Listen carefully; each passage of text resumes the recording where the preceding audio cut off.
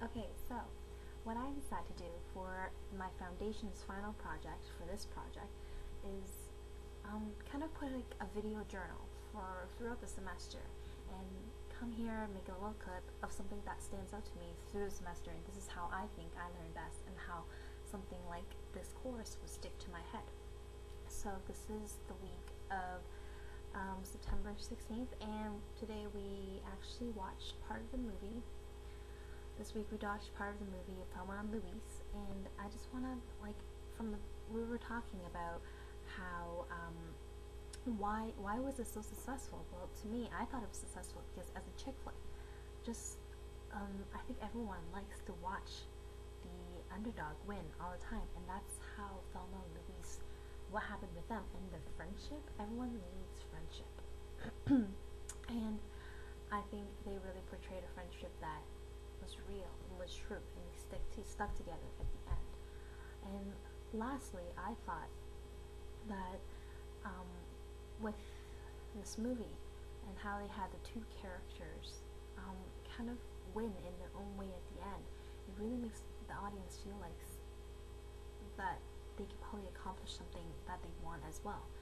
And I think just everyone is always trapped in something, so I think for someone to view these characters to accomplish something like that, it means a lot to them. So I think that's why this movie was so successful as a chick flick. Hey again! So today I just want to talk about what is music? Like, what is music to me? And to me, music can be personal and it's public. And I guess with music, it is influenced by people's culture, their society, the society that's in the era. Like, think of the different eras that we study, and evolution. And it is really a personal expression of humanity, and in whatever form it decides to come in. It could be recorded, it could be performed live. In relation to music education, like what we're studying, I guess as a musician myself, I feel that music is important no matter who that person is, and whether they want to perform it in public or private, at any level of musicianship, it is an integral part of humanity. But it also has to be fun, for sure. Basically, human behavior, music is human behavior, and it has to be shared and it has to be experienced within society.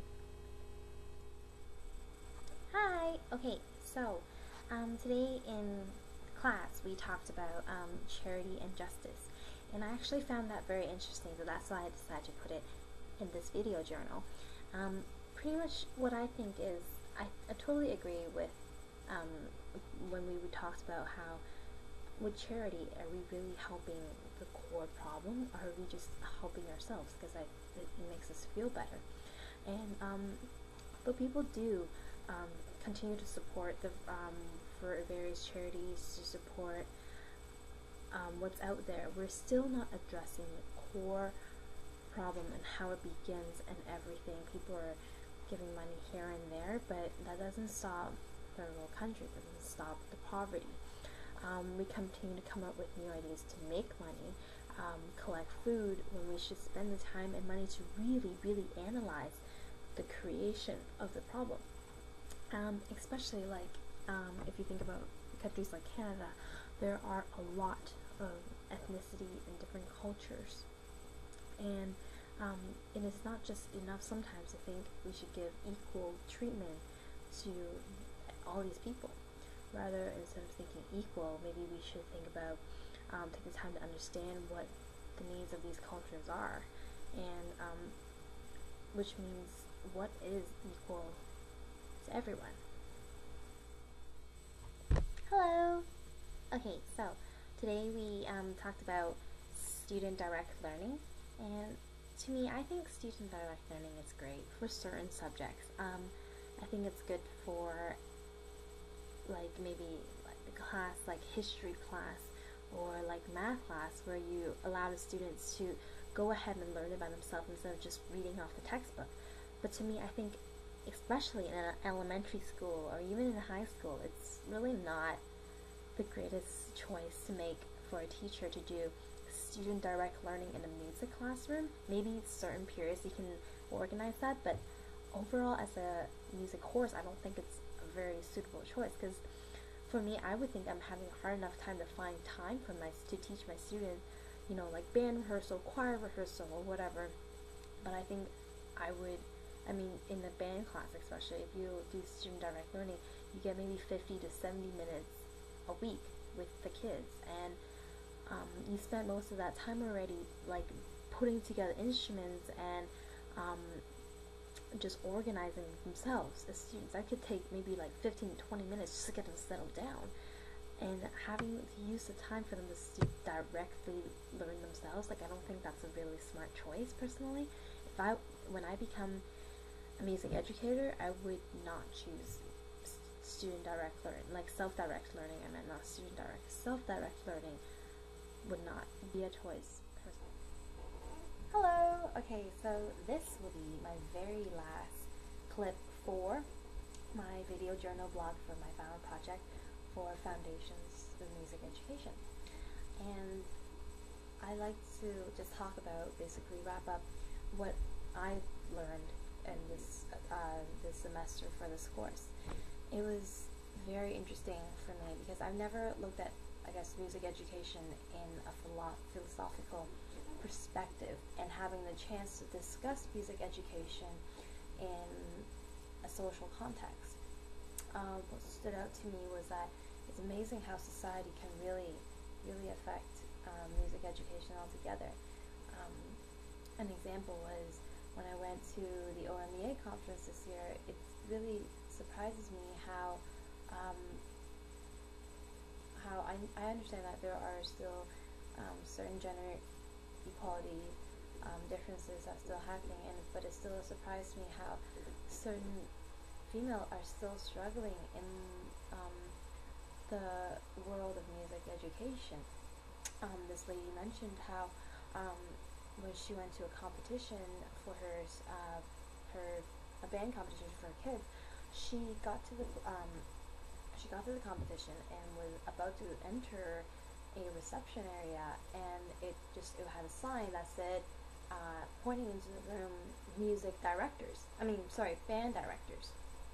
And when she walked in, a gentleman, I guess one of the male music educators, went up to her and said, "Sorry ma'am, the choir room is that way." And that was very, very surprising, and it's interesting how people can still see that just because she was a female, that she would be lower than any of them in the band directing kind of category of music education. Social context also in terms of I think our culture and how our society allows us to approach music education. And like we talked about in the very first day of this course, we talked about how instead of taking foundations of music education, we can also look at the course calling it approaches to music education, a different approach, which also brings to our discussion in our projects, in our class and stuff about how we think music education should be approached, how we think it should be taught, what type of mode of address, how do we address the students with music education. It's very interesting because we got to look, it was really nice to see different ways that and different theories that music educators have towards how to teach music. And it's very interesting seeing the example of the video that we had from our guest speaker of her way of self-direct learning for her students and how it turned out so well.